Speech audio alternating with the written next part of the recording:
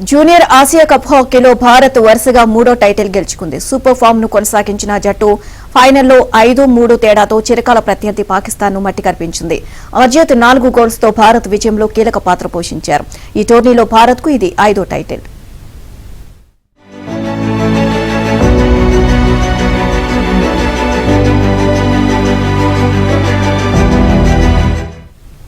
ఇంతకు ముందు 2004, 2008, 2015, 2023లో విజేతగా నిలిచింది. కరోనా కారణంగా 2021లో ఈ టోర్నీ జరగలేదు. ఫైనల్లో భారత్ తరపున అర్జిత్ 4 గోల్స్ కొట్టగా దిల్రాజ్ సింగ్ ఓ గోల్ సాధించాడు. అర్జిత్ 3 పెనాల్టీ కార్నర్లను గోల్స్ గా మలిచాడు. ఓ ఫీల్డ్ గోల్ చేశాడు.